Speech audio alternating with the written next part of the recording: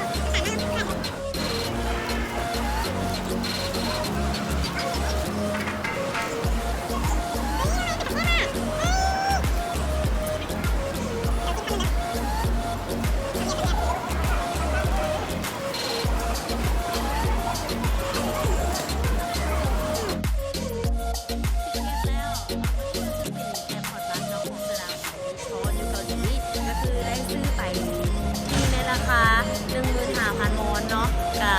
ตุ๊กเงินกีบ2 คนอยู่กับว่า300,000 กีบว่าในการ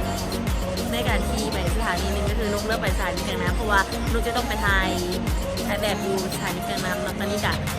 เลือกสามารถซื้อได้อยู่แอร์บัสทิเก็ตเนาะได้แล้ว2 ดีแต่ว่าข้อดีของการซื้อขี่รถเมล์เนาะการเลือกขี่รถเมล์แม้เราจะได้เห็นวิวหลายอย่างเลยแหละเลือกเห็นวิวนั่นนี่นั่นของเกาหลีถ้าหากเขาขี่รถไฟใต้ดินสามารถขี่ได้ซับเวย์เนาะก็สามารถขี่ได้แต่ว่าเขาจะได้1ได้ยางหลาย2แมนท่านไทยยังบนเรื่องเส้นทางของเกาหลีแนะนำตอนนี้เนาะง่ายก่อนได้เห็นวิวแล้วก็บ่ต้องยางหลายบ่ยุ่งยากแมนบอกต่อคิวกันนะจ๊ะมาบ้านเพลินเนาะ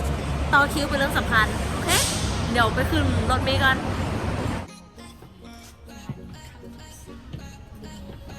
เพื่อที่จะไปหมอคิรินเนาะที่นุ๊กได้ไปศัลยกรรมทุกคนเดี๋ยวเราจะไปถ่ายแบบดองขึ้นออกไปแล้วเดี๋ยวจะนอนสิ่งนี้พาวิวมันโอเค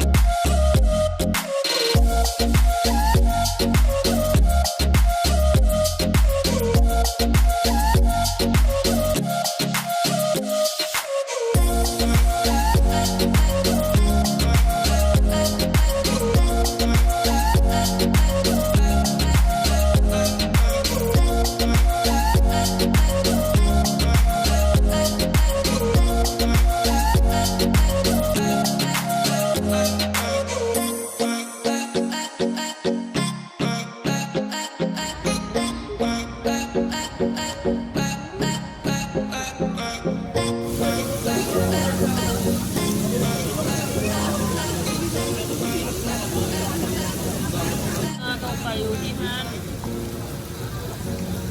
จินดาดลาวท่านก็จะบ้านกันแล้วกันหมูย่างเกาหลีซิ่วดาดเกาหลีแล้วก็เมื่อนี้เขามาอยู่ที่ต้นสะบักเลยเขาเลือกมามีไส้อันนี้กับเอ็นที่บอกอันนี้ก็สามชั้นเนาะอันนี้ซีนัวและนี่ก็คือเครื่องเคียงวิธีกินเด้อเดี๋ยวเด้อวิธีกินน่าจะเป็นไหนเมนูไหนก็ใส่โพบานเลยหวานอร่อยว่ะ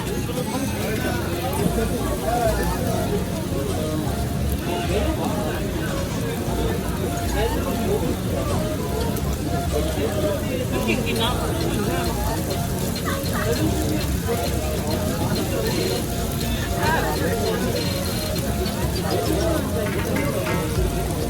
มันต้องกินอย่างนี้แหละแต่ว่า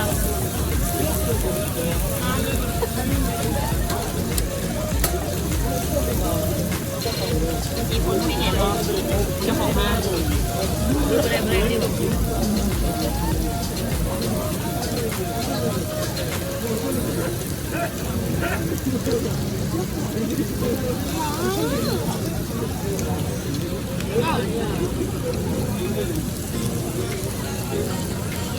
เดี๋ยวเซลล์กินใส่ดูกินได้แล้วอ่ะ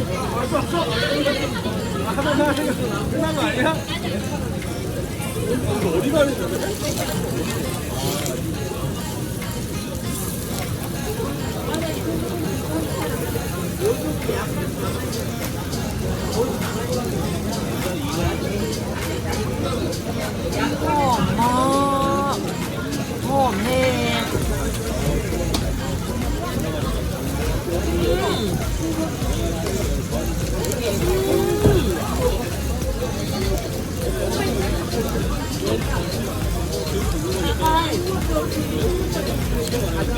ใช่วะนี่คือผมออกมาใกล้อย่างจะแซ่บมันหวานหวานหอมแซ่บ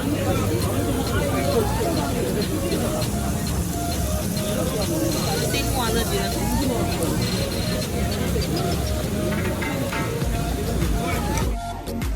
ตอนนี้กำลังเดินทางกับโรงแรมเนาะก็คือเอามาจากน้ำเราแต่ละโรงแรมเราอยู่แถวนอกเมืองนิดนึงนะแต่เราก็ต้องนั่งรถไฟไปเนาะซึ่งวิธีขี่รถไฟง่ายๆเนาะให้เราเก็บแอปพลิเคชันหรือว่าอันนึงเดี๋ยวเราจะขึ้นให้เบิ่งมากันเรามาตอนนี้เราควรมีแอปพลิเคชันเป็นเราคุณเพื่อใช้คือตอนนี้กำลังรถไฟไปเจ็ดสถานีหนึ่งเพื่อที่จะไปขึ้นสถานีที่เมียนมาง่าย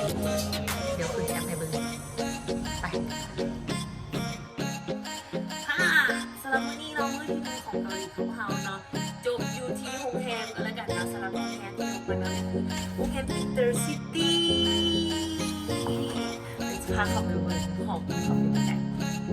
เข้ามาเอาเดวีนี่ก็คือห้องนอนของเขานะเตียง2 เตียงมีโทรทัศน์มีทุกอย่างมีแบบมีโทรศัพท์มีตู้เครื่องดูหลานะจ๊ะมีมือด้วย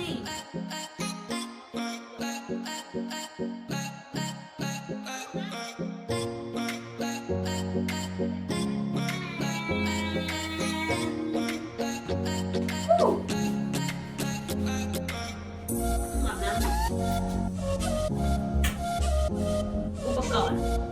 อย่างอ่างล้างหน้าตะโคมีแนวเป่าผมมีทุกอย่างมีแบรนด์ใหญ่เลยกว้างขวางดี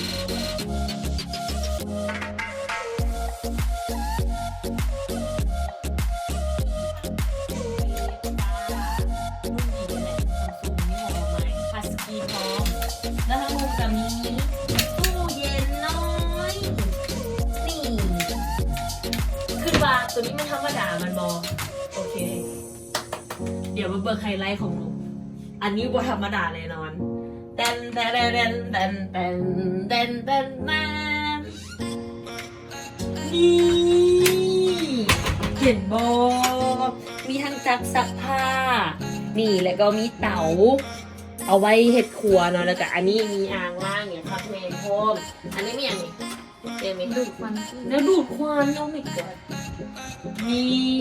วางไว้ครับเมนเป็นห้องแฮม3 ดาวถึง4 ดาวเนาะของคุณแม่ตัวที่ลงมาผักนี้ถามมาก็อะไรปะนี้ได้เงินบอเสียเงินอันนั้นแหละจบแต่ว่าอยากโซ่ซื้อว่าห้องแฮมเพิ่นโอเคหรือใส่เนื้อทีได้สุดยอดเลยแหละระบบไฟกับเซนเซอร์พร้อมโอเคเลยยูนิตตัวนี้ประมาณ10 องศานั่นเองสำหรับมื้อนี้เนาะก็คือขอจบภารกิจทางเบิร์ดทั้งมวลในเกาหลี EP ที่ 1ของหนูกันเลยกันเนาะสำหรับมื้อเดี๋ยวเรามาเจอกันต่อคลิปบายสวัสดีค่ะ